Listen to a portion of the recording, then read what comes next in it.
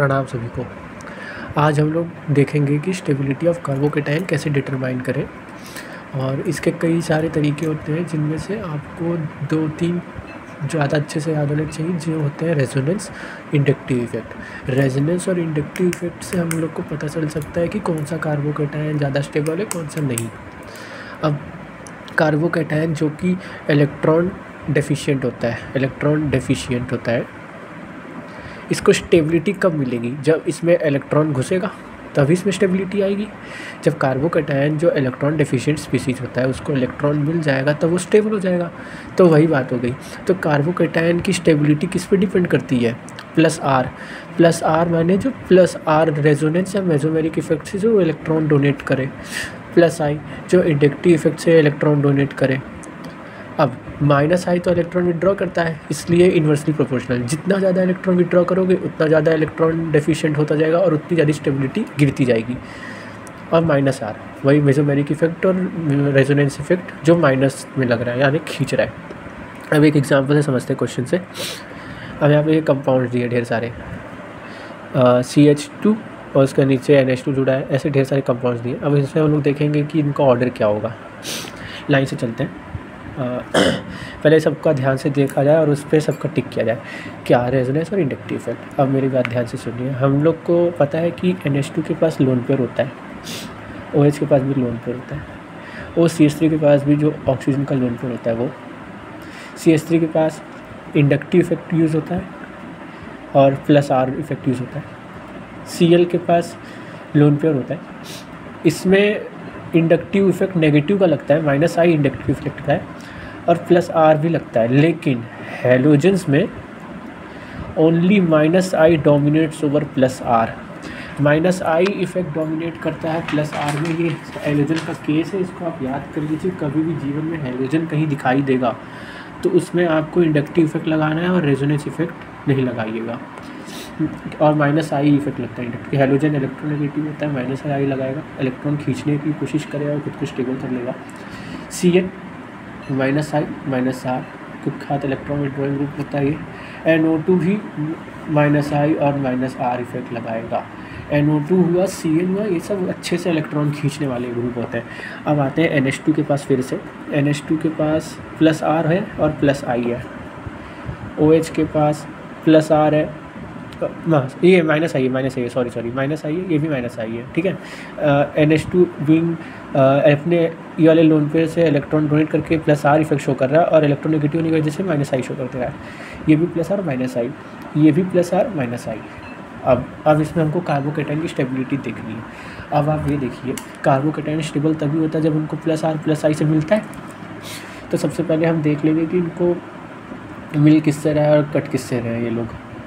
अब एक चीज़ तो हर एक चीज़ सब में कॉमन है, minus I minus I minus आई। इसको अभी रोक के रखिए, minus I minus I minus आई। माने सिर्फ CH3 वाले को अगर देखा जाए तो बाकी सब में minus I minus I minus I common है, ठीक। और CH3 वाले में प्लस आई है और प्लस आर है, ओके। लेकिन हमको ये भी पता है कि mesomeric effect is greater than inductive effect, है ना। मेसोमेरिक का इफेक्ट इंडक्टिव इफेक्ट से ज़्यादा है। अब मेसोमेरिक इफेक्ट तो यहाँ पे भी लग रहा है, यहाँ पे भी लग रहा है, यहाँ पे भी लग रहा है, यहाँ पे भी लग रहा है, यहाँ पे भी लग रहा है, ठीक है। यहाँ इधर तक मेसोमेरिक इफेक्ट लग रहा है। इसका मेसोमेरिक इफेक्ट देखने की ज़रूरत ही नहीं है क्योंकि ये हैलोजन है। तो यहाँ तक मेसोमेरिक इफेक्ट लग रहा है। अब यहाँ तक चलते हैं हम लोग मेसोमेरिक इफेक्ट की बेसिस पे काटने के लिए। प्लस आर NH2 अच्छे से मेसोमेरिक इफेक्ट शो करेगा with in comparison to OH और OCH3। कैसे? N के पास लोन पेयर है, नाइट्रोजन हम जानते हैं electronegativity of oxygen is greater than nitrogen. Oxygen जो अपने लोन पेयर होगा वो जाने नहीं देगा क्योंकि ये ज़्यादा इलेक्ट्रोनेगेटिव है, और नाइट्रोजन जाने दे सकता है। तो NH2 अच्छा है, तो NH2 अच्छे से डोनेट करेगा तो NH2 बड़ा हुआ। OH और OCH3 में कई लोग ये सोचेंगे कि CH3 प्लस आई इफेक्ट लगा के O के ऊपर इलेक्ट्रॉन डेंसिटी बढ़ा देगा, तो ये अच्छे से इलेक्ट्रॉन चला जाएगा, तो A के बाद सीधा C आ जाएगा, माने इसके बाद ये आएगा। लेकिन ऐसा नहीं होगा। अब मैं इसका रीज़न आपको देना चाहता हूँ। मान लीजिए ये ऑक्सीजन है, ये है, और ये CH3 है, ठीक है। अब ये CH3 और इसका जो लोन पेयर है इनके बीच में रिपल्शन होता है क्योंकि CH3 बड़ा ग्रुप है और OH को देखा जाए अगर तो OH का हाइड्रोजन छोटा होता है, ऑक्सीजन एक स्मॉल वो होता है, एटम होता है, लेकिन उसके पास जो लोन पेयर है और वो CH3 है, इनके बीच में रिपल्शन चालू हो जाता है।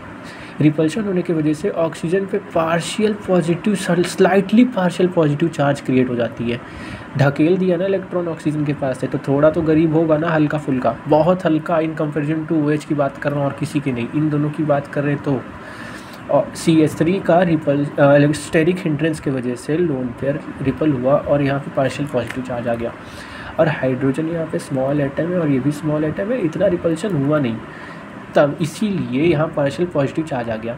इसके पास खुद ही कमी होने लगी तो इलेक्ट्रॉन कैसे देगा, इसीलिए OH और OCH3 में OH अच्छे से इलेक्ट्रॉन देता है और OCH3 OH से कम इलेक्ट्रॉन प्रोवाइड कर सकता है, यानी OH का plus are effect is more than OCH3 का प्लस आर। फिर आते हैं यहाँ पे, अब इसके बाद इन सब के आने के बाद आता है यहाँ वाला नंबर, CH3 का लोन पेयर तो होते नहीं है, बेचारा प्लस आई से दे दे रहा है, और आर में भी ये वो देता है हाइपर कॉन्जुगेशन, आर नहीं हाइपर कॉन्जुगेशन। तो ये यहाँ से यहाँ क्या हाइपर कॉन्जुगेशन में यहाँ के यहाँ तक हो गए। अब आते हैं यहाँ पे, अब इन तीनों के पास आते हैं माइनस आई वालों के पास। अब जो कि इसके पास प्लस आर था और इन दोनों के पास माइनस आर था, तो ये तो वैसे ही बड़ा हो गया। हमने कंसीडर नहीं किया, लेकिन तब भी प्लस आर तो था ना इसके पास, हमने कंसीडर नहीं किया, लेकिन प्लस आर इसमें रहता है। रूल के हिसाब से माइनस आई को ही देखा जाता है, लेकिन प्लस आर रहता है।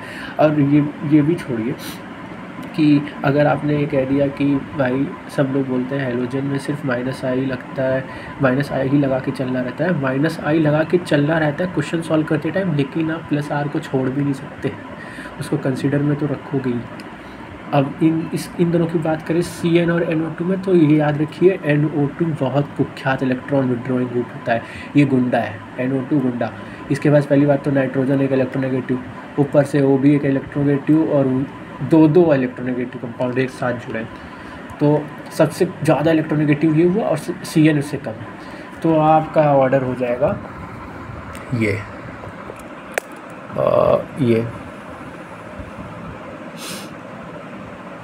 तो आपको ऐसे ही करना है, आपको plus R plus I, R मतलब मेसोमेरिक इफेक्ट होता है, मेसोमेरिक इफेक्ट प्लस आई, ये सब इफेक्ट पहले देख के टिक कर देना है, फिर माइनस आई माइनस आर देख के टिक कर देना है। इंडक्टिव में आप इंडक्टिव इफेक्ट लगाते टाइम आप वो देखेंगे कि डिस्टेंस कितना है। अब इन्हीं में से कोई यहाँ पे प्रेजेंट हो जाता है ऑर्थो पोजीशन पे, तो ऑर्डर सब कुछ चेंज हो जाता। आप लोग मुझे बताइएगा कि आपको ये कैसा लगा, तो फिर मैं और ऐसे क्वेश्चन लाऊंगा जिसमें ऑर्थो पैरा वगैरह पे रहेगा। तो ये सब क्वेश्चन मैं देख के और एक वीडियो बना दूँगा छोटी सी। Thank you.